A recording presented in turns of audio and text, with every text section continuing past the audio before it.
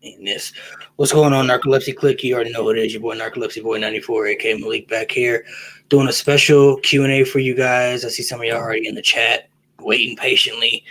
Ask anything you guys want. Any questions? Don't have to be wrestling related. If you guys want to ask anything you want, feel free to drop questions. As always, I got guests on my channel. Today we got Bryson's Talk, we got the People's Mexican, and we got still on that Rikishi duet, Mitri. All these guys from TikTok, I'll let you guys plug in your social media real quick. So, make sure you guys give these a follow as always. Bryson, let you plug in your stuff real quick, and then go to Alex, and then we'll go to Mitri, and then we'll start with the questions. What's up, y'all? It's Bryson Talks here from TikTok. I think this is my first Q&A, so, I'm pretty excited to see how this goes down. Appreciate Malik for inviting me out. Let's get it on. What's up, mi raza? This is the People's Mexican, Alex Vataloco. You can follow me on Instagram at Alex Vataloco and at TikTok. Once again, Malik, thank you for inviting me for this. Like Bryson, this is my first, Q&A, and whatever you fans have ready for us, we're all set. Also, my first Q&A, and y'all know I react to, I interact with all my followers, you know what I'm saying? So, Mitri the God on TikTok, Mitri the God on Instagram, you know what it is. All right, so first question somebody wants to know, how would you feel if Goldberg came back and beat Roman for the title? Oh, hell no. No. Hell no. No. Cancel the WWE, bro. Cancel Peacock. Yeah, Cancel it all. You can't say cancel the network anymore. Cancel the whole company. Yeah. That's just we don't need that, bro. We don't need that. We don't need that. What do we gain from Goldberg winning the Universal title only for him to probably lose it at Survivor Series? Yeah, we don't need that. We don't need that. No. Nah. Who do you think is the most underrated tag team in the Ruthless Aggression and Attitude Era? In the current era, so I would say from the Attitude Era, underrated team. Attitude Era, oof. Attitude Era, APA, they weren't given much appreciation as the Outlaws, the Hardys, Edge and Christian, or the Dudleys. Good answer. Yeah, APA was valid. Ruthless Aggression Era, that could be many, bro. Los Guerreros. Tag team. No one really gives Los Guerreros a lot of credit. I'm gonna say Mitri Jansen, Billy and Chuck, bro. They were so valid, bro. No, they were, bro. No, Billy and Chuck, yeah. Billy and Chuck is very underrated because I remember I did a video on TikTok on who my opinion were like the wrestlers, tag team wrestlers of the year, in my opinion, and I put Billy and Chuck in 2002 because at that time they were the only tag team that actually held the tag titles for a long period of time, whereas it was in an era when they were hot potatoing the tag team titles where you couldn't even validate who was a tag team of the year because they were just hot potatoing so much, and Billy and Chuck held it for so long that no one gives them credit, bro. Like the shit they did was funny. Like you crossed the line, bro. Like this is at the time where homosexuality was still looked at as a taboo. Yeah, and see this, it was like next level stuff, and the whole review like, oh, we're not gay, we're just kidding. Like let's stop this shit. Let's stop capping. Like they were entertaining. Them for me, Los Guerreros, like I thought they were underrated. Like people don't even. Oh, Kendrick and London. No one really appreciates Brian Kendrick and Paul London. Yeah, Paul London, they were great. That's and Eminem. Would you guys think Eminem is underrated? Yeah, Eminem is probably my favorite, honestly. They were all right. They were a couple of times, but like they weren't around long enough for me because Joey Mercury got hurt. So for me, out of everybody was Kendrick and London, and they were the longest reigning WWE Tag Team Champions on the SmackDown brand. Do you think WWE Games will ever be on the same level as THQ had the rights? So if THQ had the rights, do you think WWE Games would be better? Yeah, I think so too. Because for sure. Yeah, because THQ had them all the way up to WWE 13 or 2K14. I think 13 was the last one they did. Yeah, because WWE 13 was a really good game. I wasn't a fan of 12, but all the SmackDown versus Raw series, man, they're the best. Yeah, I said it in the video, bro. The WWE Games will never be on the same level as the SmackDown vs. Raw series, bro. Like every year, bro, you got excited when the game came out. It's not like that anymore. I'm saying, like people, you didn't. People debate now whether they want to buy it, but like there was not even a question where you gonna get the game. Like when the game came out, you get it. No, I think the only 2K game that I was excited to purchase was 14. That was it, just 2K14, the first 2K series, because I thought the Road to WrestleMania thing where they gave you matches from WrestleMania 1 through 29 was like a good concept. Like you get to relive them and you do the matches on your own. After that, I was just like, I'll get it like 4 months after it comes out. This one right here. Who do you think is a better heel, Chris Jericho, Edge, or Randy Orton? Edge. Randy Orton, 100% for me. Randy Orton. Okay, so Randy Orton. I hated nobody more than Edge, but out of all these three, Randy Orton, he's the best heel. Like he on the which incarnation of Orton are we talking about? Like 2009 Orton? Because you're talking about all time, like all time heel. Yeah, all time. Yeah, Orton. Yeah, it's gonna be Orton. Yeah, because 2009 Orton was a different beast. Randy Orton for me, he on the Mount Rushmore best heels ever, bro. Like after he set the Fiend on fire, bro. I'm like, yeah, bro, that's it. You're a heel, bro. You burned a man's alive. I mean, first you kiss you knock out an old man. You kiss some man's wife while he's handcuffed, and now you burn a man alive. Yeah, you're the heel. He's kicking your dad in the head, bro. Like he don't care. And then he kicks you in the head, bro.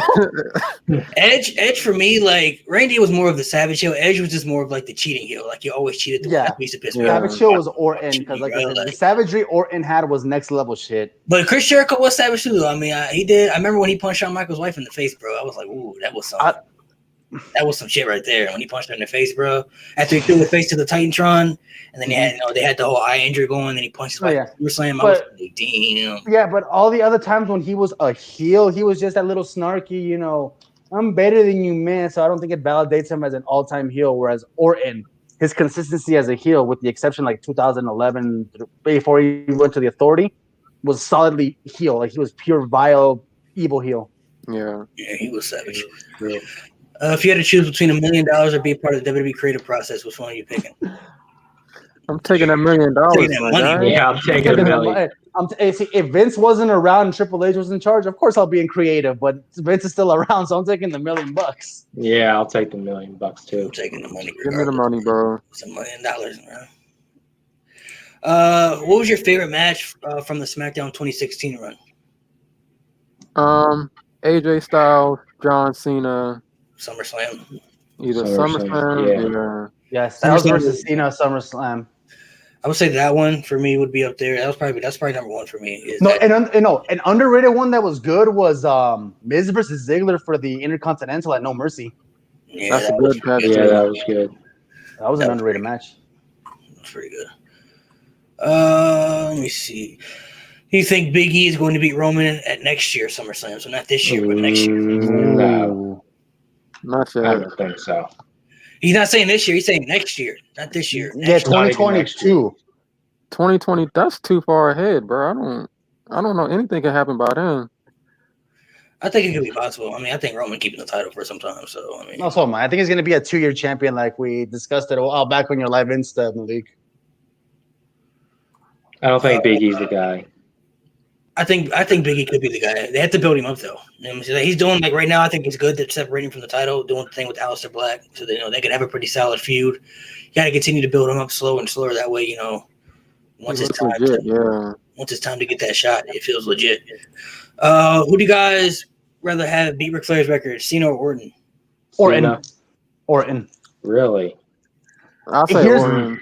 Here's my validation. I did a TikTok about this earlier. I'm like, in the continuity of WWE, it makes more sense for Orton to break it than Cena because Orton was a protege of Flair during Evolution, and it'll feel like the story that the students surpassed the masters. So, in terms of continuity in WWE, it'll say that Randy Orton is better than Flair because his students superseded him for the world titles, whereas Cena, he won he broke the record, big whoop because he's a part timer now, so everyone's gonna be like. Orton wins it. He's a full timer. People are gonna get upset, but then they realize, it fits his character, and it'll solidify him more as a bigger heel and probably one of the best heels of all time because he broke the record of the longest world title holders that a lot of us fans hold near and dear. Plus, that's true. There's nobody else on Raw that's multiple time world champion. Good. Yeah, Orton's only 3 titles away from breaking the record. He can definitely take the title from Bobby or whatever. Like in WWE, it'll be more entertaining than that. More entertaining than him. Yeah, and me and Axe talked about this. WWE is notorious for doing a lot of hot potato title switches, so it's not off the tables. It could happen. Yeah. Honestly, I don't really care. I don't think either of them should break the record personally, but I mean, if I had to pick between Run, I'd just go with Randy Orton. I think it would make more sense storyline for Randy Orton just because of the whole Evolution background and everything, and it could help elevate his stats more than John Cena's. I mean, I think a lot of people feel like John Cena's already on the GOAT status. Yeah. Now though, because like if we were talking about this like 3 years ago, people were like, no, John Cena's not a GOAT. But it's past like, okay, yeah, John Cena's a GOAT now. Well, I mean, he'd been 3 years ago. John Cena was up there for me. So I mean, so no, same thing with me. But like a lot of people are finally just coming to their senses, like, yeah, you know what, Cena's actually good. And for Orton, I feel like a lot of people don't put Orton up there yet. So I feel like him having that record could also add on to his legacy, you know, which he doesn't need it for his legacy. But I mean, obviously he doesn't. He's won every belt. It can make it a little bit better. So Orton is definitely on Mount Rushmore, bro. Yeah. Oh yeah. To me, he's the pillars. To me, he's one of the pillars of the ruthless aggression, bro. He's one of the reasons the ruthless aggression and PG era is watchable. Bro, his longevity, bro, is crazy. The fact that he's barely 41, which I know a lot of people think is old, but that's still relatively young. He's just 41. Yeah. So, do you think Drew McIntyre is overrated? Mitri, do you want to start this one off? Well, I think he's overrated. I think he's fairly rated, but he's overhyped. His character might be overhyped because it's not entertaining, bro. Like, I mean, he's a good wrestler and all that, but his character does not carry that with him, bro. Like, you see him on TV in these matches, and it looks like the same thing, bro. He can't talk really. He doesn't bring out that personality that you want to see. Like Roman has personality. He's talking. He's doing stories every week. Drew is just in a match, and then that's about it. So overrated. I don't think he's overrated, but you know, I think they need to exclude him from the title picture a little bit. Have him just do feuds at the championship. I mean, right now, if Kofi Kingston, I'd rather see Bobby Lashley and Kofi Kingston than Drew McIntyre and Bobby Lashley. I mean, you know, Kofi Kingston won't win, but maybe that little underdog storyline. I mean, you know, it could be cool. Kofi Kingston, when fans come back, they're not going to boo Kofi Kingston. So, I mean, for Drew McIntyre, you just got to find him for somebody else to work with on Raw. Put him with The Fiend. Put him with, you know, that's a feud we haven't seen yet. Him versus The Fiend. That's fresh. That's new. That's different. Something new. Or, you know, somebody, or one of them younger guys you got on the roster that's not doing nothing. Mustafa Ali, Drew versus Mustafa Ali. Make that happen. That's a feud that, you know, could help elevate Mustafa Ali to a different level. You know, just things. He's been involved in the title picture too much for a lot of people. I think, you know, 2020 since at WrestleMania, pretty much every pay-per-view he's been in the world title match. You know what I mean? So it's getting kind of stale for people.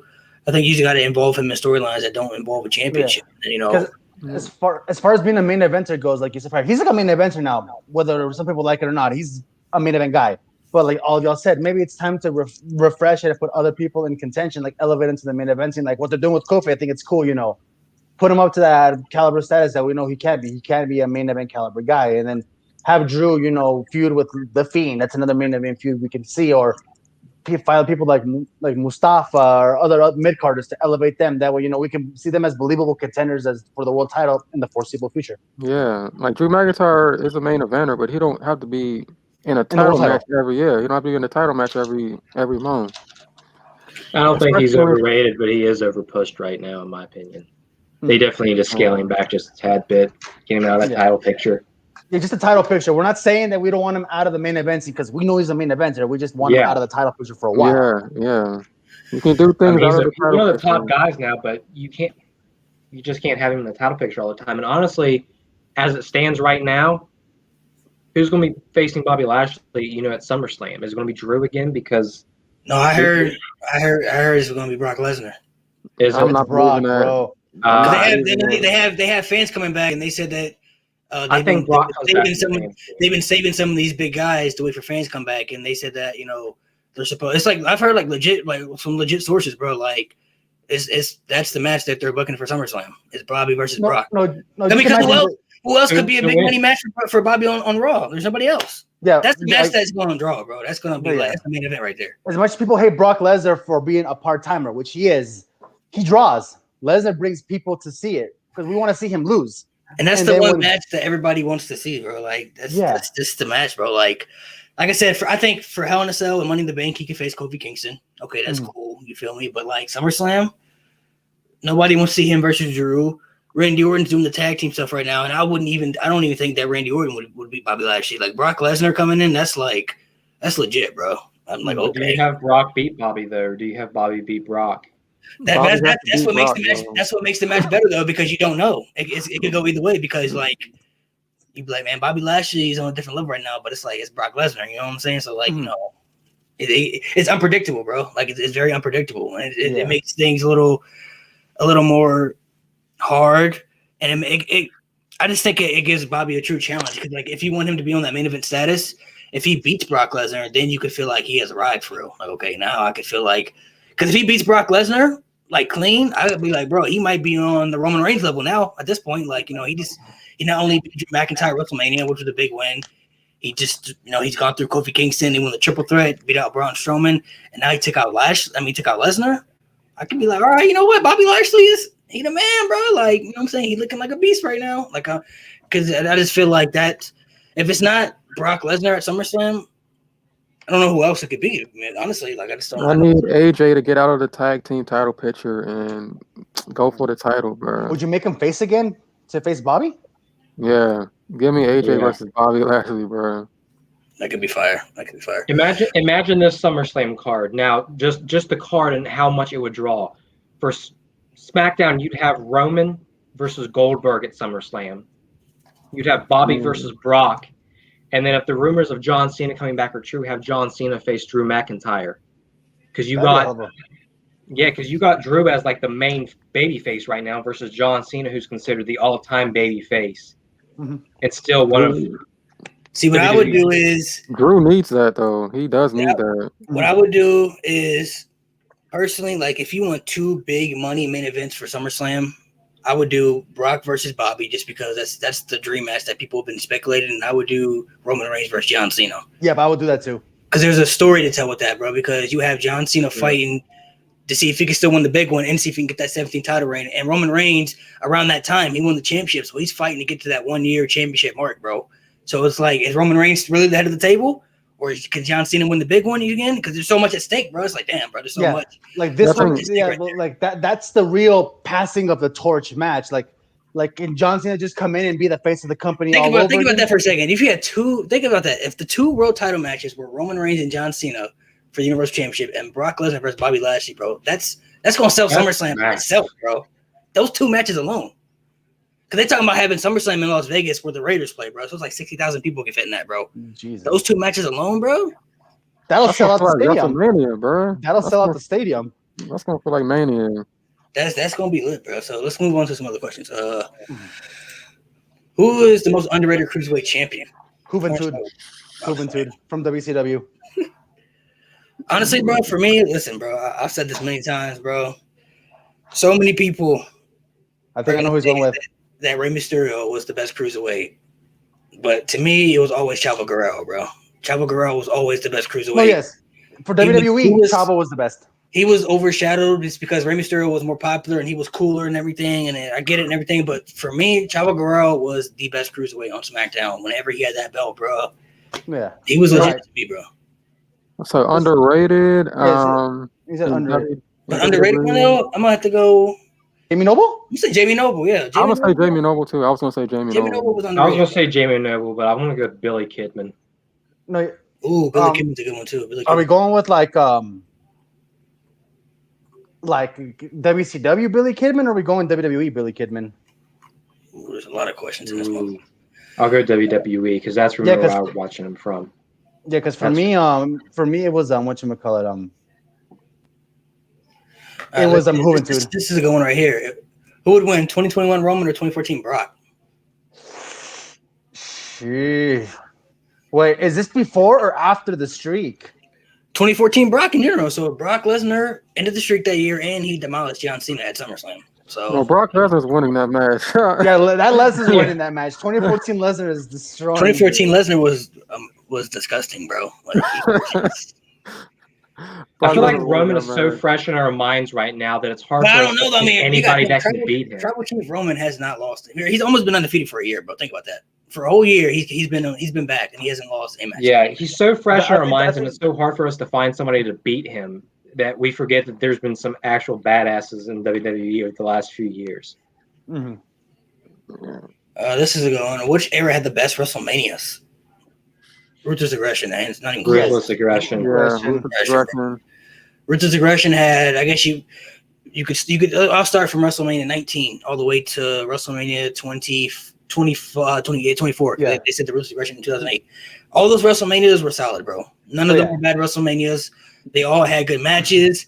They all had something memorable to it, bro. Every WrestleMania had a memorable moment, something that you remember for life, bro. Like, I'm gonna rank them right now. I know that's not part of the question, but here's how I'm gonna rank them. Some fans are gonna get mad at me, but it's gonna go like this: Ruthless Aggression had the best, then PG, then the '80s, then Attitude Era. I'm sorry. The only memorable match from the Attitude Era was Austin versus Rock at WrestleMania 17. Yeah, WrestleMania 17. No WrestleMania 17 card, yeah. There's a WrestleMania 17 match. I mean, the whole show was a spectacle, but 18, the only thing you remember from 18 is just Hogan versus Rock. WrestleMania 2000 is considered garbage. 15, all you remember is Austin versus Rock again, and then 14, all you remember is Austin versus Michaels. I'm not mad at that. Yeah. Okay, you can't sleep on Undertaker and Kane though, bro. Undertaker and Kane was the shit, bro. That was an underrated match, but that storyline was mega good. Who was the top male and female wrestler in all promotions today? That's a good question. Who has the top male and female champion? Let's see. Let me start. Well, let me get male champion Roman. In all promotions though, in all wrestling promotions. Roman for WWE, easy. For females, I know they just won the belts, but at the time, would you say Asuka for WWE? I would say Sasha Banks over Asuka. Sasha makes sense. Sasha. Would you add NXT as its own promotion or still put it under the WWE banner? I was still putting the WWE banner, but there was some good. NXT was pretty valid too. Io Shirai. Io was a great. I think I would put. I'll keep Sasha over Io. Io was pretty good too. She was a good champion. Yeah. It's the Impact. It has to be Rich Swann. It has to be Rich Swann, Deonna Purrazzo for the female. Ring of Honor is Rush, obviously. Well, shoot, right now it's Kenny Omega. He got like 5 belts, bro. Yeah, like right now, AEW has to be Kenny Omega, no matter how much you feel about AEW. Kenny Omega, Hikaru Shida's for the women for AEW, obviously. All right, what about this one right here? If you had to change one Royal Rumble winner, who would it be? Roman in 2015. And Batista in 2014. You have to pick one though, just one. One Rumble. One. So which one are you changing? Change one Royal Rumble. You know what? I'll swallow my pride and do Batista 2014. Yeah, Batista. Because you can rebook. You didn't need that. No, you can rebook Roman winning the 2015 Royal Rumble. You can rebook that match. I would say for me, I would probably say 2014 Batista too. Number one, they ruined his return when they announced it. And they did. 2, Daniel Bryan had to win. Should have won. Yes, yeah. Roman Reigns, you can rebook it. Like I said, I did a podcast like I think the beginning of the year where I rebooked the 2015 Royal Rumble where it made absolute sense to where hell you didn't even have to put Lesnar in the main event scene at WrestleMania to fight for the title. What would happen if Brock Lesnar came back and he wants Paul Heyman and would Roman fight Brock for Paul Heyman? How would that go? Malik, your TikTok Malik. Paul Heyman ladder match. That's the only way to stop Paul Heyman on a pole match. Put Paul Heyman in that shark cage above the ring, bro. First one. Or bring back a Russo classic. Paul Heyman on a forklift match. No, honestly, if I had to pick down between two, there's only 2 options. Either you could have Paul Heyman be with both guys. Brock Lesnar's on Raw, Roman Reigns on SmackDown, because Brock Lesnar's a full-time wrestler, so Paul Heyman would have to be on Raw as much as he would be on SmackDown. Or if I had to, then I would just move Paul Heyman away from Roman Reigns and I put him with Brock Lesnar. I don't want to see Brock Lesnar without Paul Heyman. Or what about another one? Would you? I know a lot of people ask this. How would you feel about a modern-day 2-man power trip? I don't know. I don't know about that either. I mean, it could work, but it may just be too. Some things can be too dominant. Some things can be a little bit too dominant, and that could be a little bit too dominant. Like I said, either have Paul Heyman be with both guys, or if I had to pick between the one, then you just have Paul Heyman be with Brock Lesnar. Like Roman Reigns can survive without Brock Lesnar. I mean, without Paul Heyman, because he doesn't really cut promos like that. You know, Roman Reigns cuts his own promos. I don't want to see Brock Lesnar without Paul Heyman if he comes back. That's true. Paul Heyman helps make Brock Lesnar look like a beast when he cuts his promos and everything, and they just mix well together. I don't want to see Brock Lesnar cutting promos in the ring, you know, by himself like that. Like, I think having Paul Heyman's presence on Monday Night Raw would make that show just a little bit better. Brock Lesnar can talk a little bit, but like only when it's like short and it's to the point. You know what I mean? Like you don't want to see Brock Lesnar in the ring talking for 15. That's Heyman, yeah. Because if Lesnar's, I'm gonna kick your ass, or I don't give a shit about you. Okay, Lesnar got his point across. But if you need someone to build up the match, he's gonna need Heyman, like Malik said. Mm-hmm. Overall, how do you guys feel about Dolph Ziggler's career? Underrated. Underwhelming. Underutilized. Underwhelming. Dolph Ziggler is my most underrated superstar ever, bro. He's so good, bro. Underutilized, overwhelming. Underwhelming. Like, come on, man. Like, you had so many opportunities to, like, they purposely made us feel like, oh, Ziggler, man, we don't want to see him on the main event. They purposely did that where multiple times, like, he can do it. He can do it. To where later on, it's like, oh, it's going to be the classic joke. He's going to get there. Just kidding. We're going to drop him down. Yeah, they never were going to push Dolph Ziggler to be in that spot, but he was just so good, man. Like, he got himself over. He did the right things. The selling he did, selling is some of the best I've ever seen. Like, this man selling. I don't know what he's missing, though. It's just like he's just not a big guy. Like, yeah, he has everything else. He's the same build as Shawn. That's the problem. I'm like, he's the same build how Shawn Michaels was in the 90s. What is it? Is it just, I mean, he can cut a hell of a promo. I think it's because, WWE didn't organically push him, whereas we forcefully said, hey, this is like the next guy you want to see there. Like, his work ethic is solid. He's great on the mic. He has a solid character. We want him to get pushed because we see him as our version of Shawn Michaels in WWE. When he came back and challenged Kofi for the championship, I was like, you got to put the belt on him. Because that promo back, I was like, holy shit. Are you talking about that? It should have been. I memed the shit out of it. Should have been. I memed the shit out. I couldn't take it seriously because I memed the shit out of it. It should have been me. I'm sorry. I memed the shit out of that promo. What is your favorite feud from the Ruthless Aggression era? Ooh. Mine. John Cena and Edge, or John Cena and Orton? Mine's. I'm a little biased, but mine's Eddie versus JBL. Okay, mine's is Shawn Michaels and Triple H. That's a goated. That's a goated feud. That's a 2-year story, bro. That shit was juicy, bro. Another underrated one for me, bro. Randy Orton and Undertaker, bro. That shit was. That was underappreciated, bro. That was an underappreciated feud. Undertaker and Batista too. They had a great feud in 2007. They did. I thought they were rivalry of the year for 2007. Batista and Triple H too. They had a great rivalry. Oh, that passing of the torch match. Yeah, the passing of the torch. I would have to say John Cena and Edge though, bro. They got me so invested, bro. I like when Michi brought that up. Like, bro, they did the Ruthless Aggression documentary for Evolution. Like, it was Triple H's idea to keep it elongated because Vince wanted just to pull the trigger on Triple H versus Batista. Like, no, let's tease them. Let's make them want them more. Bro. That was one of the best WrestleMania build-ups ever, bro. For me, that shit was so good, bro. The thumbs up, thumbs down, bro. Everyone got pumped. That table, bro. I was lost my mind, bro. Another good one right here. Favorite TNA feud of all time. Fuck. TNA feud. Anything involving honestly, for me, there's a lot of good ones. I really enjoyed the one for James Storm and Bobby Roode. That one really got me invested. Bobby Roode was a dope-ass champion, man. One of the best TNA champions ever. Agreed. I was really into the AJ Styles and Dixie Carter thing before they dropped it. I was like, I'm curious about that. I was like, what's happening with this? You feel me? No. I might sound a little weird, bro, but I'm not gonna lie. I was a big fan of the Aces and Eights versus TNA storyline. Bro, that shit was good, bro. I don't care what anybody said. That shit was. I loved it. That was my favorite feud. Aces and Eights versus TNA. Aces and Eights, bro. They was the real Shield, bro. They used to come out to the crowd and shit, beating the shit out of people. Bro. Yeah. You never knew where they were going to come from. They beating up executives. They beating up people backstage, bro. You didn't know who they were either. Like who the hell was it? And that solidified Bully Ray as a true top heel. That was a good one, but honestly, I'm about to say that's my favorite, bro. All time. I might have to say. I love that heel work. That heel work was incredible, bro. Like Bully Ray, not only was a good heel afterwards, but during that feud, it was just little things he did, bro. You know what I'm saying? Married Hulk Hogan's daughter, bro. You know what I'm saying? Then he used her to elevate his status to the main event picture for the world title, bro. Like it was just some good shit, bro. I might have to say. probably Abyss and Sabu, just because that's when I really started watching TNA, bro. You like violence, sir. The violence they went through, yeah. Or Kurt Angle and Samoa Joe, actually. Oh, that's a good one. Kurt Angle and Samoa Joe's good. Kurt Angle and Sting, bro. Kurt Angle and Sting had a good one too, bro.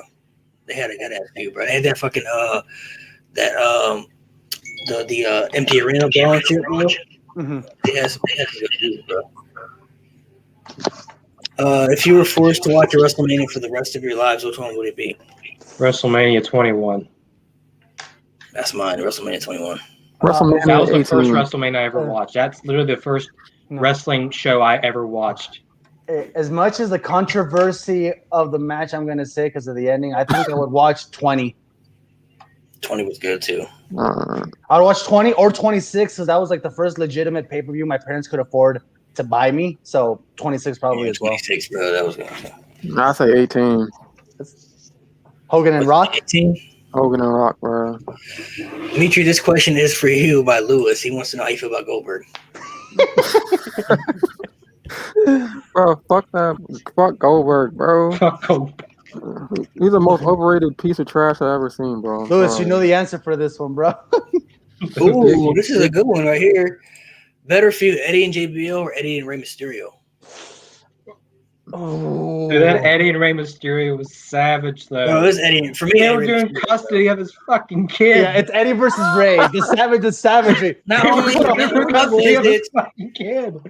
did they have better matches, because Rey Mysterio and Eddie Guerrero always had good matches, but like you said, bro, like it all started, Russell. If you know, it all started, when they were tag champs, you know what I'm saying? And, people got in Eddie's ear saying that he couldn't beat Rey, so they had the match at WrestleMania and then he lost. Then now Eddie's getting mad because he can't beat Rey and he keeps failing to beat Rey and everything. And then they do the custody of Dominic shit, bro. And it was just like that shit was personal, bro. Like I thought real talk, bro. I thought Eddie was his dad, bro. When he said that, I was like, damn, bro, you just put a child's custody on the line in the last match, and we bought it. My favorite part, bro, of the match, bro. I'll never forget this, bro. When they had little Dominic come in and try and push the ladder and shit. He can't move that ladder, bro. They had him come in and try to push the ladder. Yo, I really thought Eddie was his dad, bro. All of us did, bro. I thought Eddie was his dad, bro. I was like, and the way Dominic and Rey sold it too, bro. I was like, bro, he's not his dad, bro. Like that's crazy, bro. He was like, "Are you my dad?" Now that explains why Dominic is here now. Oh my fucking god, bro! We saw Dominic as a kid for a custody. Now we see him as a tag team champion. We're getting old. Do you think Humberto Carrillo will be the WWE champion? No. Hell no. I'm not saying that in a bad way. Like he's bad. It's just no. WWE. I doubt. I've really never heard him cut a promo. I doubt WWE looks at him as a world championship material. I barely saw him cut promos when he was in Mexico, bro. When I saw his stuff maybe in the Independence in Mexico. champion at best. If you wanted to give him a reign, bro, you should have done it earlier with the U.S. title. How would you book Triple H's retirement? I feel like he's retired now. He ain't wrestled in a hot minute. If I honestly, storyline wise, I would book his retirement against Randy Orton. Yes, I was gonna say the same thing. Mm-hmm. The story's already there. If not him, then AJ Styles. But I mean, storyline wise, like AJ Styles versus Randy Orton, it's a dream match. But storyline wise, Randy Orton to end Triple H's career, for Triple H to end up as Randy Orton's mentor, to Randy Orton being the one to end his career. That's a story right there, bro. Hey, I think same thing with Triple H and Batista. They did. Even though Batista didn't end Triple H's career, but there was a story to tell for. I feel like a way that they could make it more appealing for the fans to grasp onto it.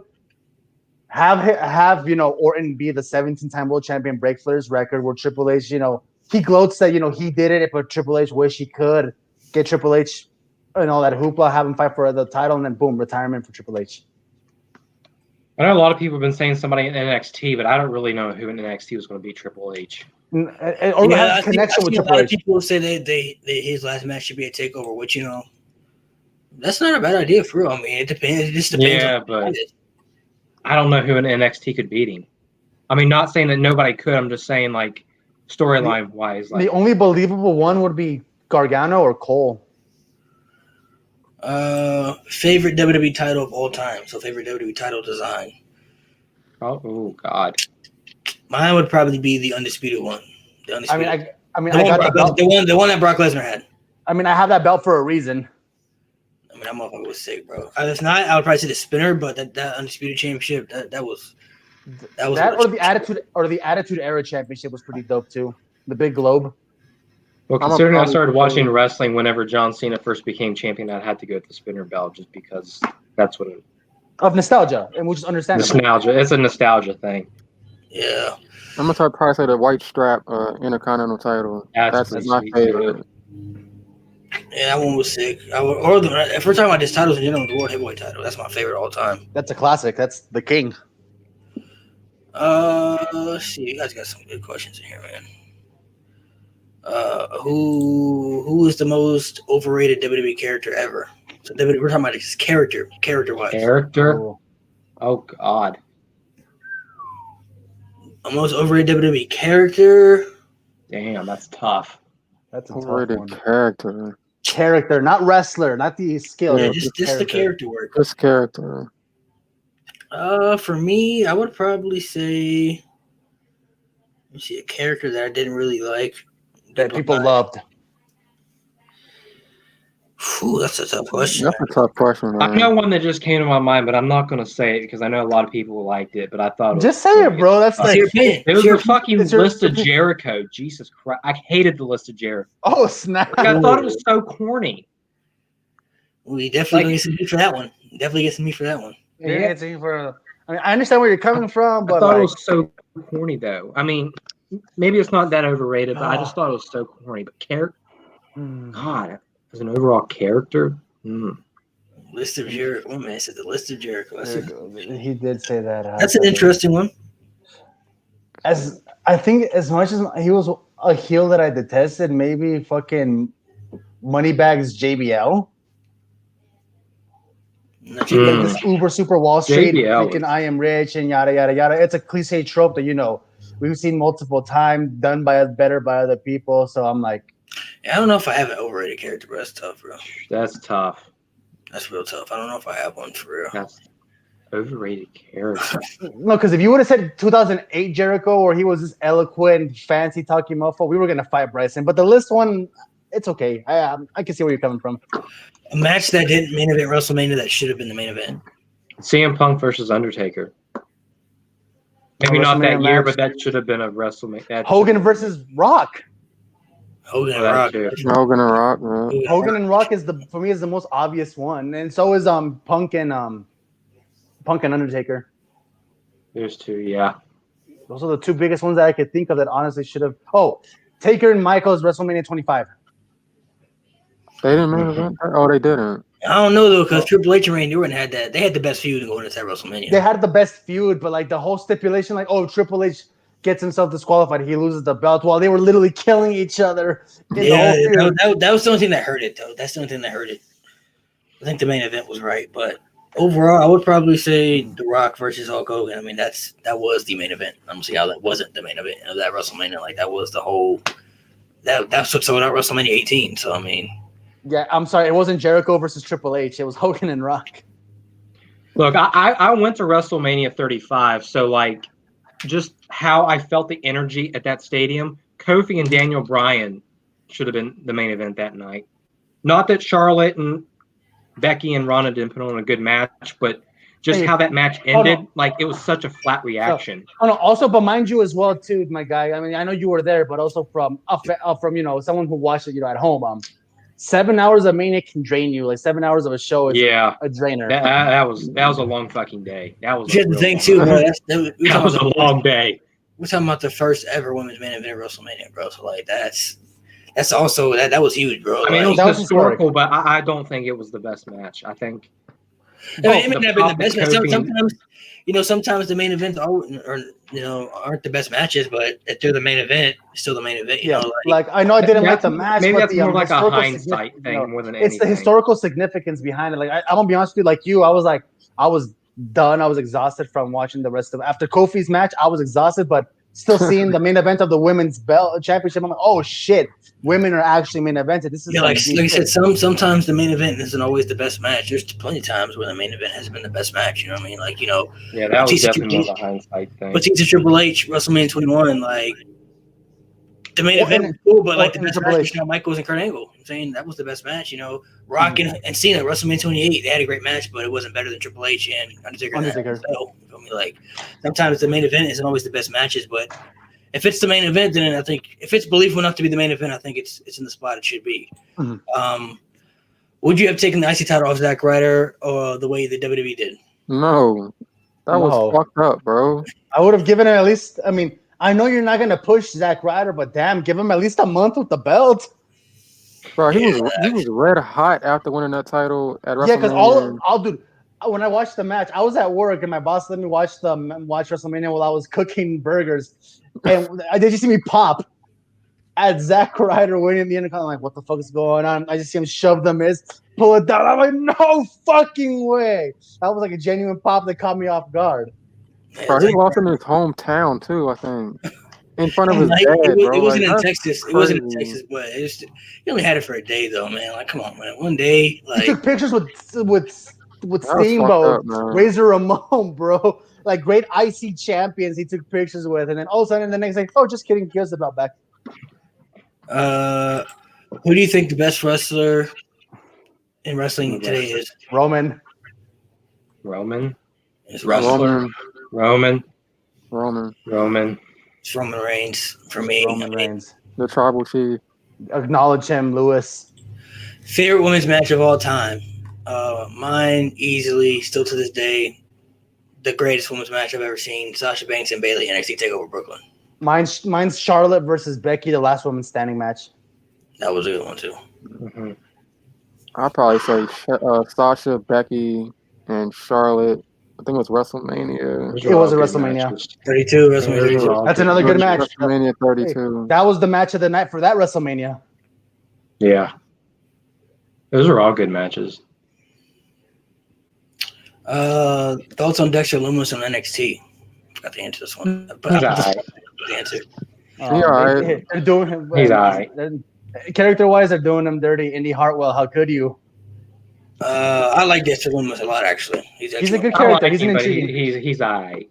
He's all right. Yeah, I'm with you. He's all right. He's one of my favorites in NXT. He's an intrigue. His character is very original and intriguing. He catches my attention. I'm like, okay, like this is like kind of like psychopath serial killer vibes. Like, what do you got, bro? Yeah, now he's one of my favorites in NXT. I like Dexter Lumis. I've seen his stuff in Impact too and everything. But as Shaw. I like Dexter Lumis a lot though. I like him a lot. Best Triple H match of all time. Ooh, that's a good one. The triple threat with him and Benoit. Yeah, I gotta say the match with Undertaker at WrestleMania. That Hell in a Cell match, bro. That's a good. That was a really good match. That Hell in a Cell match was just something different. Or if it's not that one, then I'm gonna say the street fight with Cactus Jack at Royal Rumble. I was gonna say the Hell in a Cell fight with Cactus Jack. Or the Hell in a Cell match with Cactus Jack. Yeah. The one where he does the back body drop and he just lands and boom. Yeah, breaks through. That's a good one. Hell in a Cell with Shawn Michaels too. Shawn Michaels Hell in a Cell match. Mm-hmm. For me, I'm gonna say the match with Undertaker WrestleMania 28, bro. I'm sticking with the triple threat with Shawn Michaels and Benoit. And that's probably one of the few positive things I'll say about Benoit. Triple H should have won that match too. At WrestleMania 20? When he fought the Undertaker in the Hell in a Cell, he should have won. Oh, he should have ended the streak. He should have ended the streak. No, hell no, bro. The story was there, bro. I would much rather have Brock Lesnar. I would have had Taker retire right there.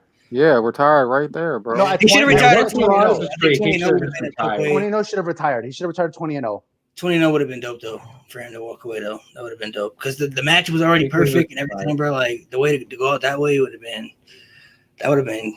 Hell, even Triple H retired there as well. Triple H and Undertaker retired that day. Yeah. And I would have been like, you know what? I'm not even mad. Thank you for what you've done for us, right there. Yeah. Sometimes it's hard to let go of things you've done for a long time, though, bro. Mm-hmm. So it's hard to let go. But if they retired right there, though, that'd have been like. No one would have been mad. Everyone would have been like, okay, thank you, both of you. W with them, and then Triple H being the true businessman of a professional, like laying down with the lights above him, like Ric Flair taught him. Yeah, that would have been dope. Did you enjoy SmackDown 2016-2017 era? The best era for that time. And that was the best era. Really dope. I liked AJ Styles the most. Yeah, AJ Styles was good.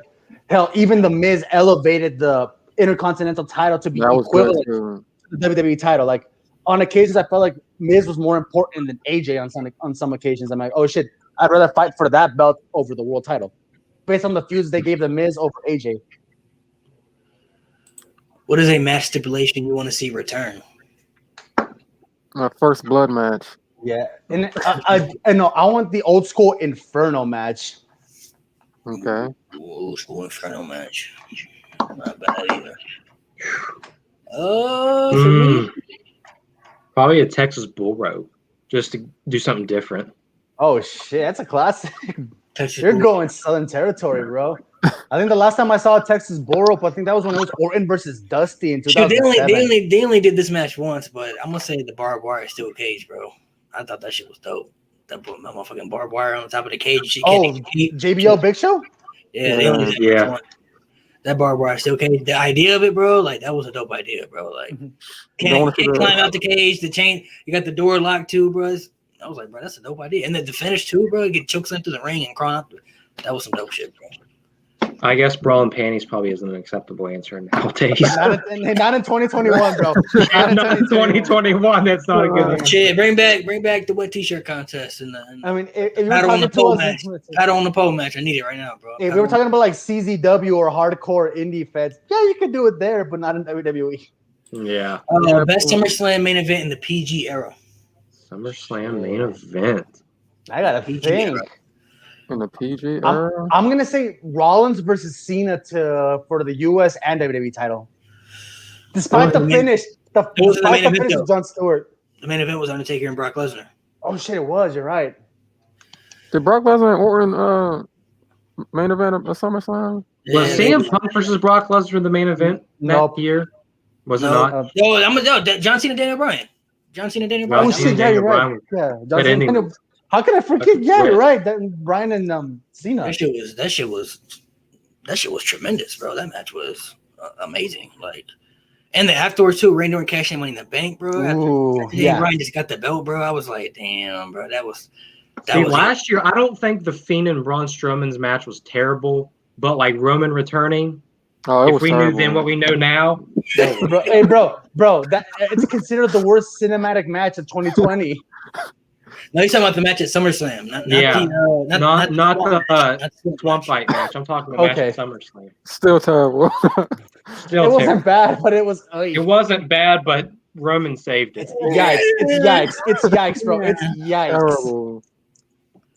It was aight. It was aight.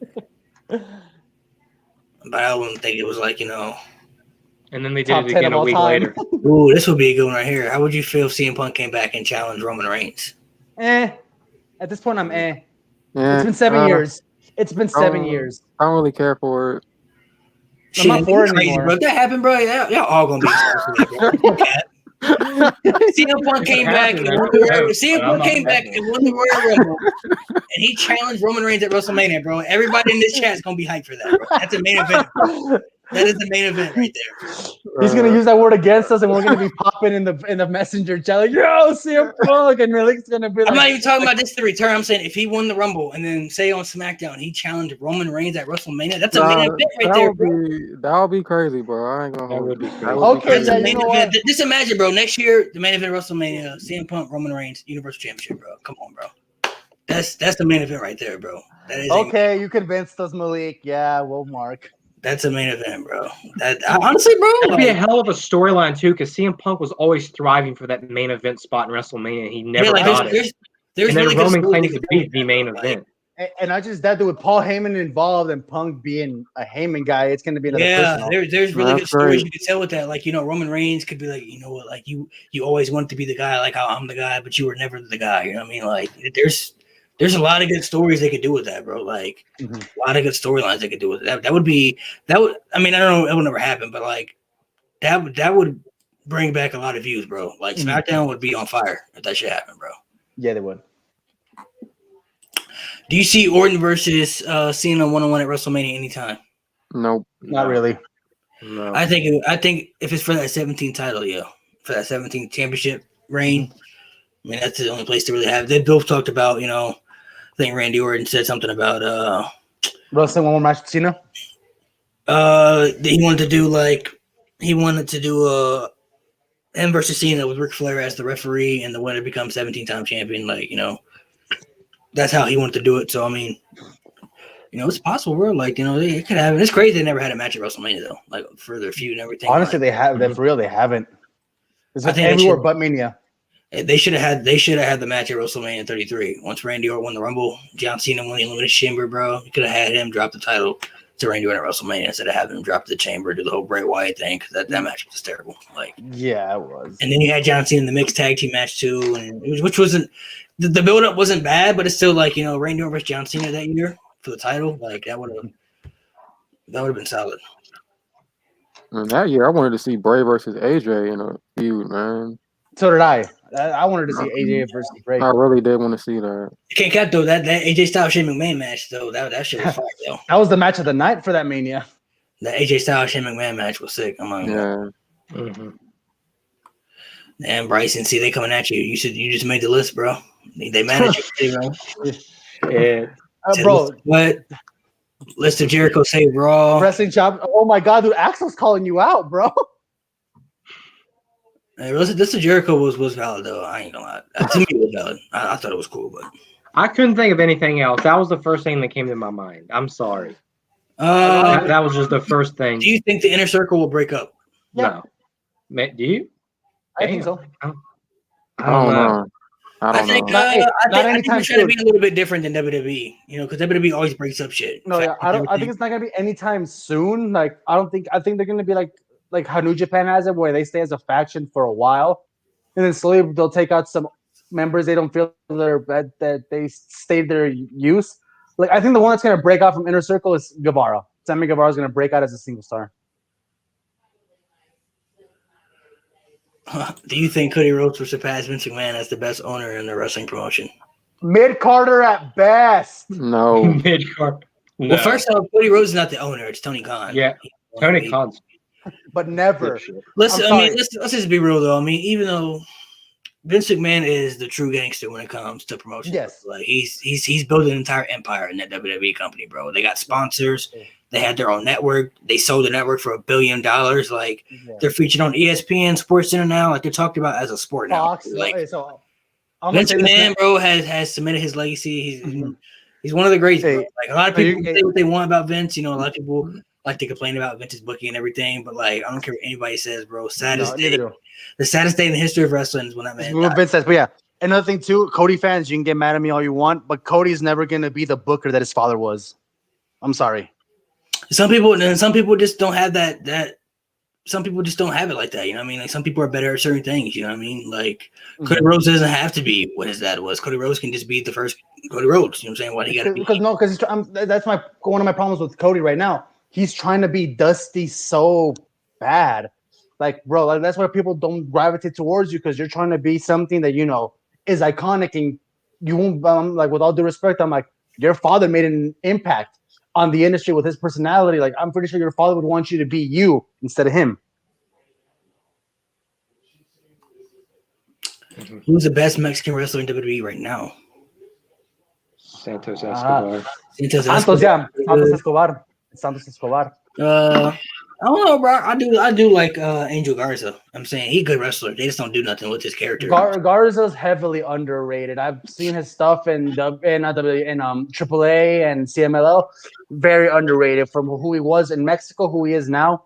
Completely different person. But to me right now, it's Santos Escobar. It's Dominic Mysterio. No, I'm just kidding. Dominic Mysterio. I'm gonna say Santos Escobar though. Santos Escobar, he's valid, bro. Yeah. WrestleMania 24 or 25? 24. 24, 100%. 24. 24 was consistent from start to finish. 24. Because I'm not gonna praise the show with the exception of Triple H. I'm not Triple H, with the exception of HBK and Undertaker, where we had a Miss WrestleMania Battle Royal and man won it in drag.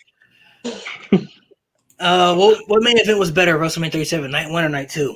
Night 1. Yeah, night 1. Night 2. Night 2 is a fucking disaster. I liked night 1. First of all, night 2 was a good main event. I like night 1. No, it was a good main event as a show as a whole. Was dope. As it shows, the whole night one killed. As it shows, the whole night one killed it. But in the main event, I'm more biased between Bianca and Sasha just because, Bianca's win gave us all a positive feeling. Like, hell yes, like she won it. Whereas Roman's were like, we expected it, but we're like, oh, fuck, he won this way. I'll say night one. Night one. Yeah, I think night one. Fiend versus Orton absolutely killed my excitement for that match. Best WrestleMania ever. WrestleMania of all time. I mean, should we say the cliche and say 17, or do we all have like different preferences? I'm saying 18. Best WrestleMania ever is WrestleMania 17. Like from start to finish. I'm saying 18. It was. I've always felt that way. 17 or 18. The only thing I didn't like about it's not my favorite WrestleMania, but I think it's the best WrestleMania. It's arguably, for me, you think I might sound weird, but for me, 19 I thought was the best. 19 was good. 19 was a good WrestleMania. What about you, Bryson? Do you have an answer? I said either 17 or 18. I was going to go with 21 just for the nostalgia effect, but I'm not going to keep. 21 is my favorite, but I think 17 was just not only did 17 have an amazing WrestleMania main event, but like there were so many things going on within that WrestleMania that was just so memorable, bro. Like 17 was really good. Honestly, it's crazy how good 17 was. Let's see. We got some other questions in here. Do you think MVP should have been WWE champion? Nah. Yes. Assuming it means back in the Ruthless Aggression era days. Back in Ruthless Aggression. Hey, yeah. World heavyweight champion. He should have won the big gold. I'll say that. Oh yeah. He should have won the big gold. Yeah, I could see him being world champion. But you also have to think though, what year though? Like what year could he have been champion? Who could he? Because I think it would have been 2008. I feel like after he dropped the belt to Matt Hardy, I feel like you could have pushed him up to the main event scene because he had 2000. He had the longest reigning. 2000. Let me see. 7 was what he had when he teamed up with Matt Hardy, but he had the longest. He went on that losing streak, bro. He was losing every match. No, but I'm like after he dropped the belt at Mania, instead of doing that losing streak, you could have built him up to the main event scene. You could have either because like I said a while back. But like I said though, you have to think because around that time that the world title feud was Edge and Undertaker, so that was the world title feud, and then after Edge and Undertaker, it was who was the world champion after Edge and Undertaker? It was CM Punk. It was Edge world title. Yeah, it was CM Punk. The world title went to Raw. And then the WWE title came to SmackDown, and then it was the whole Jeff Hardy storyline, because Jeff Hardy was so fucking over that year. I think another year you could have elevated him up to build more stars could have been 2009 when MVP got drafted to Raw. Yeah. Let's see. Best Money in the Bank cash in. Rollins. Yeah. Oh, the best. It was at Mania, bro. Like you cashed in at Mania, bro. The best one for me, always gonna be Edge. The first one, that was always the best one. The first one is historic, but I think it's historic. The first one not only was first off, we didn't know how Money in the Bank could even be used at that time, and number two, it was the significance of the cash in, bro. Like right after a match, stole the title, it elevated Edge's heel status to another level, bro. Like he did it not once but twice too, bro. Like no, but first Money in the Bank cash in just. That's like one of the most shocking things ever, bro. Like the Rollins was shocking too because we were like at that point where like, oh shit, Roman's gonna do it. We hear Rollins cash in like, you cash in on the grand stage at the mall. Like I figured something had to give because at the time, I figured Brock was gonna lose the title, but Roman Reigns didn't feel like a main eventer yet, so he couldn't win it either. So I was like, I don't know what else they could do. I'm saying like you can't have. I don't think they're gonna have either guy win. So Rollins cashing in was the best booking decision that they, that they could have. Yeah, Seth Rollins had the best cash in. Best comedy character on screen. Ooh, I'm stuck with Truth. I'm stuck with either Truth or Santino. I'm going R-Truth. That man is. Dude, R-Truth got me fucking cackling. Yeah, but I'm gonna give it to R-Truth. Bro, I gotta say Santino, bro. Santino did some funny ass shit, bro. I think Marilla, everything, bro. His Santino was really funny, bro. Bro, R-Truth came out to the Royal Rumble talking about, is this a ladder match, bro? Come on. You know what? I will give it to R-Truth for one thing, and I know it's a story that they admitted was true, that the fact that they bet R-Truth money that he couldn't make Brock Lesnar laugh, and he made Brock Lesnar laugh when he did that promo with him. And Paul Heyman. Exactly. But you gotta think Santino did some funny stuff with Bimmerella, bro. He dressed up as a woman in the Battle Royal, bro, and got that over, bro. He got a female woman over, bro. Transgender woman, bro. Come on now. With a unibrow. Like Santino, bro. He did some funny stuff, bro. Santino was, and we believed it, bro. Like, oh yeah, this is Santino's twin sister. And nobody was mad, bro. Like when he won, everybody was like, "Oh, okay, Santino. Okay, it's fine. All right, yeah, whatever." Best on-screen couple, or favorite slash. It says favorite slash best on-screen couple. I said this on your TikTok. King Booker and Queen Sharmell. Favorite on-screen couple. For me, not even close for me. Macho Man and Miss Elizabeth. Classic. Oh yeah, that was good. That's a good one. Hold up. What about Triple H and Stephanie during the Attitude Era? Yeah, the man Helmsley era.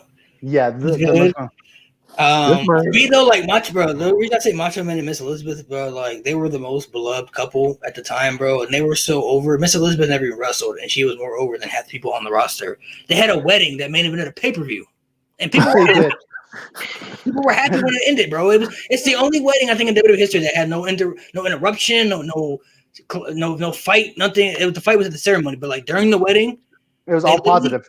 They literally main evented SummerSlam, bro, with the wedding. Got married, SummerSlam went off the air. Everybody's happy. They were over, bro. They were so over at the couple, bro. Mine would be Miz and Maurice. Just because they got their own TV show, too. I'm saying Miz and Maurice. Edge and Lita should have been on TV. Edge and Lita. Hey, not just that, too, but like their skits they did with the John Cena house rules was some of the funniest shit I ever seen. Facts.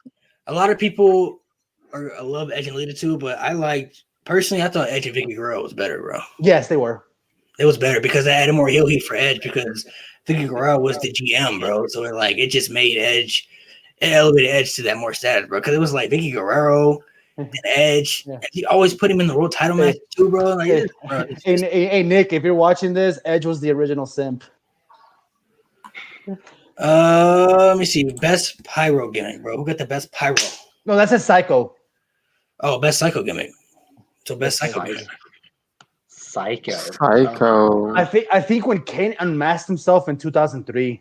Oh my God! Yeah. Came with the ring and handcuffs and that towel on his head. I think that Kane was more psycho, bro, because he electrocuted Shane's nards. Oh no, bro! I might have to say Brian Pillman, bro. Brian Pillman was fucking crazy, bro. His shit was a work too, bro. People thought he was crazy, bro. He tried to kill Austin on live TV. You're right. Like he put out a gun on TV and everything. People, he worked. I don't know if you saw the Dark Side of the Ring, bro. I didn't even know this, bro. He basically worked his gimmick into getting a WWE contract, bro. Like he walked up to Vince McMahon one day and did the whole gimmick, and Vince McMahon went to Bruce Pritchard and said, "What the fuck's wrong with that guy, bro?" And Bruce Pritchard was like, "I don't know." He was like, "I'm gonna sign him," and sign that motherfucker, bro. I'm saying Mankind, bro. Mankind was crazy too, though, bro. When he first came out, bro. I'm going Unmasked Kane before he Unmasked Kane in his early trials. Hey, Unmasked Kane was wild. I was scared. You electrocuted a man's nards on live TV. Like how did you get away with that shit? Man, he set somebody on fire, bro. He set JR on fire too. He lit his ass up. Mass Kane did that too, though. He set a couple people on fire. Mass Kane. He set up the cameraman. Unmasked Kane set JR on fire. Yeah, Mass Kane. Well, Randy Orton set another human being on fire last year. I don't know though. You got 2009 Randy Orton though. That motherfucker was crazy too, bro. Randy Orton's always been a fucking nutcase. Randy Orton was possessed. That's another one.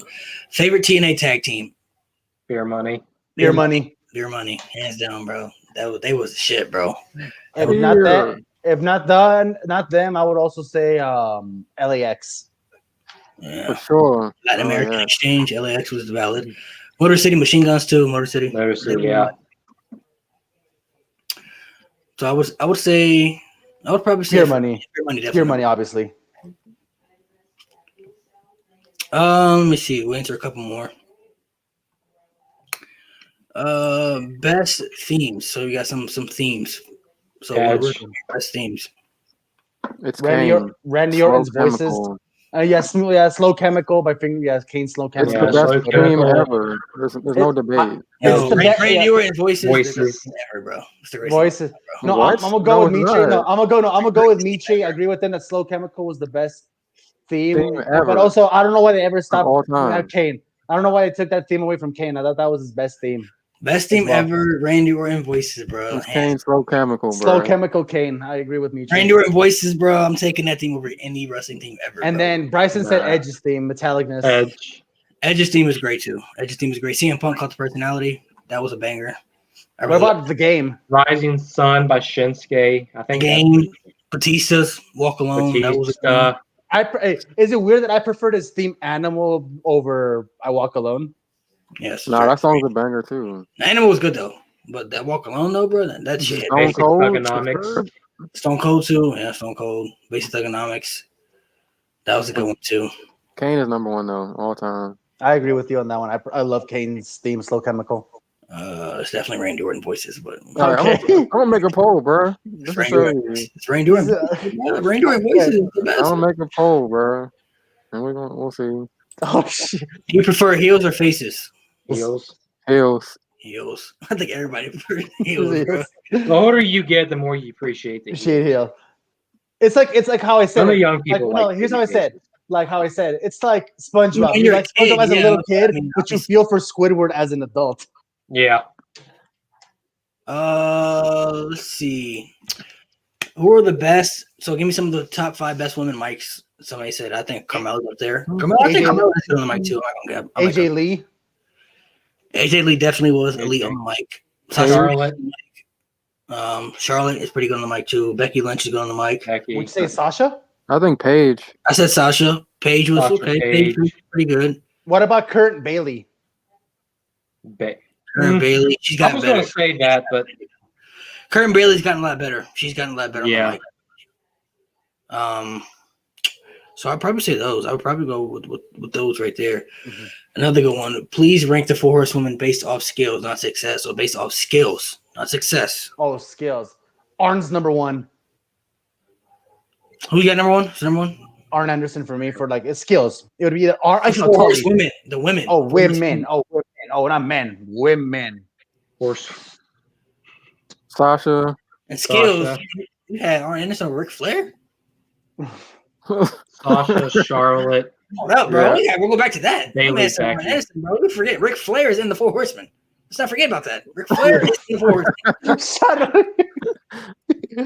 Okay, so I would go Sasha, Charlotte, Bailey, then Becky. I'm going Charlotte, Sasha, Becky, and Bailey. Skill set, man. It's Sasha and Charlotte is like, it's neck and neck, bro. I'd have to say skill set for me. I'm gonna say Sasha just by a little bit, then Charlotte, then Bailey, then Becky. Just based off skills. Yeah. So I'm gonna say right that. Yeah. Oh, this is our favorite one. Best Diva Search winner ever. I ain't gonna cap. Listen, bro. Real talk, bro. I don't know about y'all, but I was rooting for Ashley hard that in 2005, bro. I was in love with her. I'm not gonna cap, bro. Ashley was like, first time I saw her, bro, I was like, bro, this is my wife. Like, Ashley was like, she's my wife. I'm gonna honestly, real talk, bro. Like, it's the only Diva Search I remember in my head, bro. Because like the first time I saw her, I was like, that's. Hold up, I gotta look this up, bro. Because God, Jesus Christ, I only remember her and Christy Hemme. Christy Hemme won it. I think Ashley won. Layla won it. Layla won. I think she was the last one to win it. I think Layla. I'm gonna say Layla then. Actually, no, it's not. Believe it. You won't believe who actually the last one was. Was it Maurice? No, it was. I think they said Eva Marie was the final one. Yeah. Oh, true. Eva Marie. Oh, Eva Marie. Yeah, Eva Marie. I forgot. I'm saying Layla.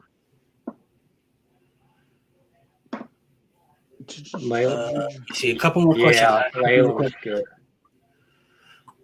I'm gonna scroll down to the bottom. We'll scroll down to the bottom. Worst WWE SmackDown versus Raw game. The worst one. 2K20. Oh, SmackDown versus Raw. Oh, sorry. 2009. 2009. 2009. I didn't like 2009, bro. 2009. That's the one I didn't like, bro. Because that was the first game that got rid of GM mode, and I thought that was a weak road to WrestleMania compared to 10 and 11. 2009 for me. It just I don't like that one as much. One. Ooh, best build-ups with the worst matches. So Triple H and Randy Orton. Undertaker, Sting versus Hulk Hogan, WCW. Oh man, one of the best build-ups ever. Match got ruined. Shane versus Randy Orton. That was fucking shit. That was dog shit. Yeah. I will say the Triple H and Randy Orton is number one for me though. That's for me, Triple H is Randy Orton because 2009 we started off with the bang with that feud, and then it went. Let me see. Spit your top 10 favorite wrestlers for the fans. So your top 10 personal favorites. No order. That had to be in order.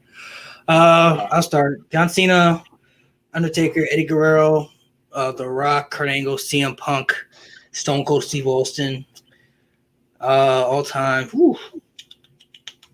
Those are up there. I would say Randy Orton, Triple H. I'm going to say Bret Hart. All right, let's see here. John Cena, CM Punk, Edge, Randy Orton, Brock Lesnar.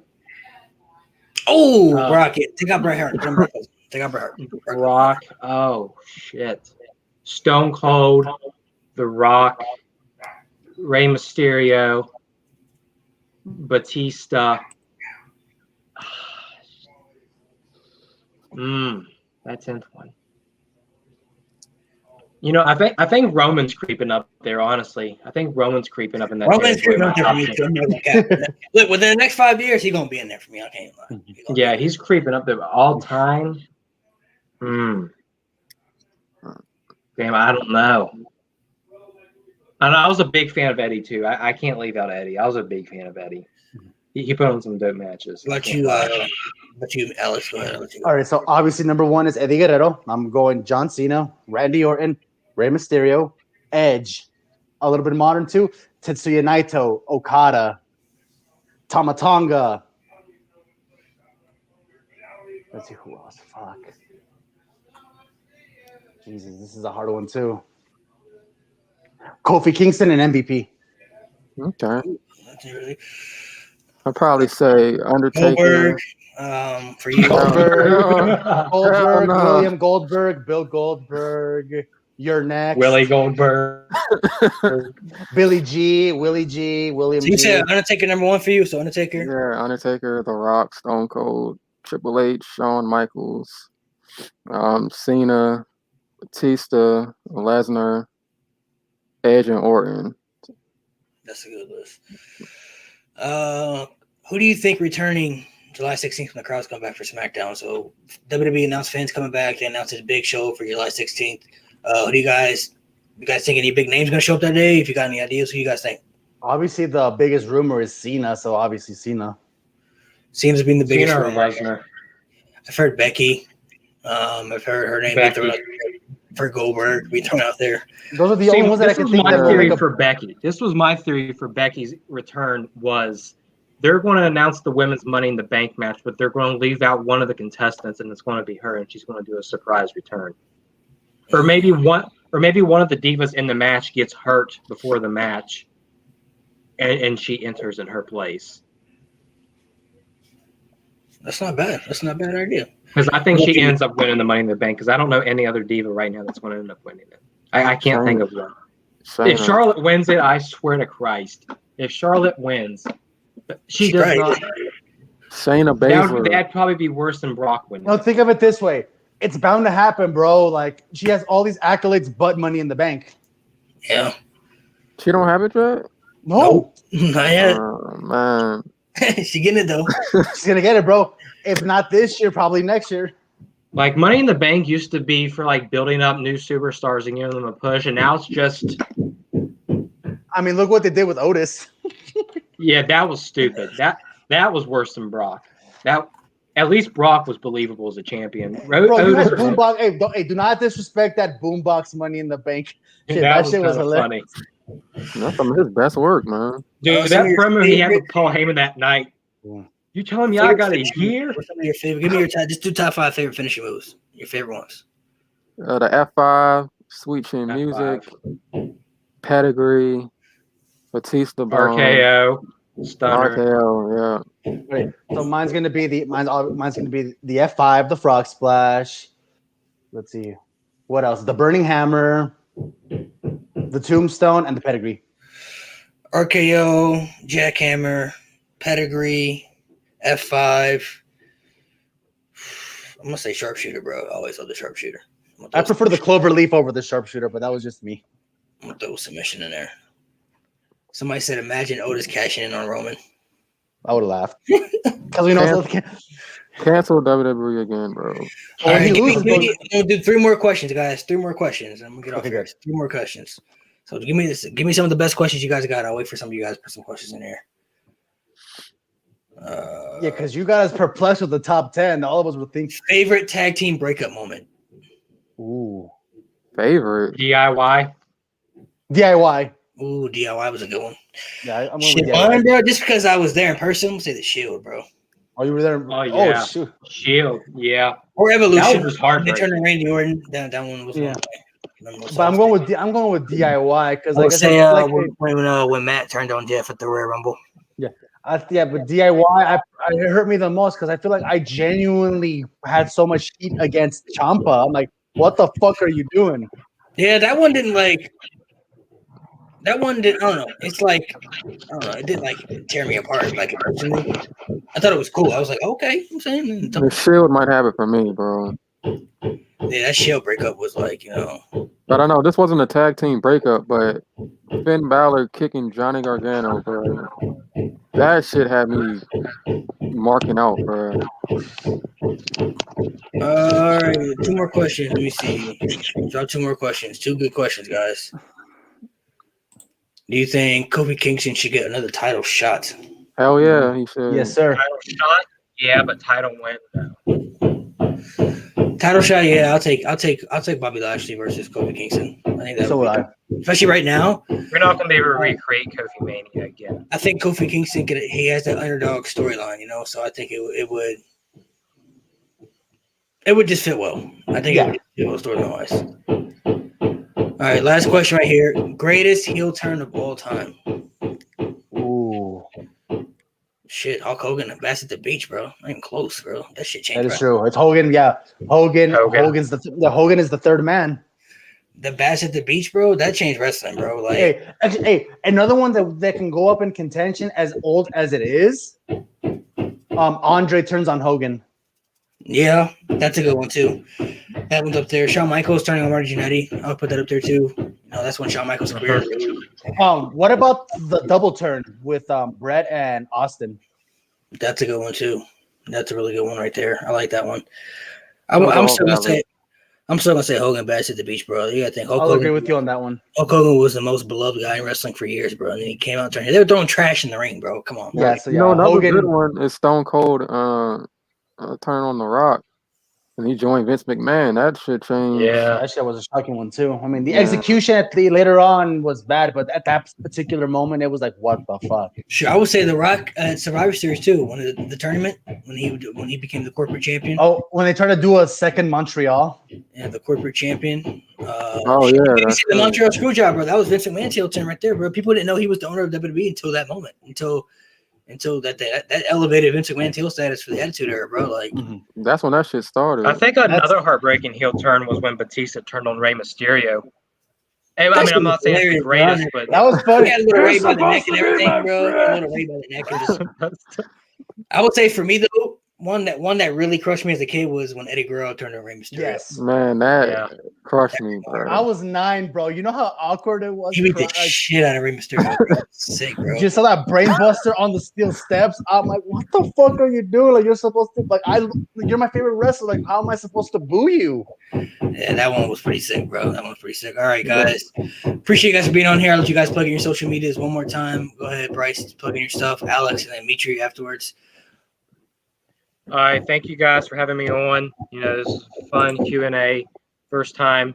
Go follow me on TikTok, Bryson Talks. Hopefully we do this again sometime. You know, I really enjoyed this. Do another draft sometime, whatever. Appreciate you guys. For sure. Once again, my raza, you can follow me at Alex Vataloco, both on Instagram and on TikTok. Once again, Malik, love it when you invite me to this stuff, man. Again, like Bryson said, when you come up with the draft, I'm more than happy to assist you in that too. Michi, always a pleasure doing this stuff with you as well, brother. Okay. You guys have a good one. All right. Meet You the God on TikTok. Meet You the God on Instagram.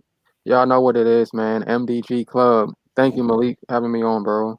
For sure, man. Good to have all a follow. Stay tuned for some stuff I got in the future for you guys. Like I said, I've been teasing some stuff that I got planned for the future for you guys that I haven't announced yet. So stay tuned for that. Go subscribe to our other channels. Go follow them. Narcolepsy Click for life. Appreciate y'all, man. Much love.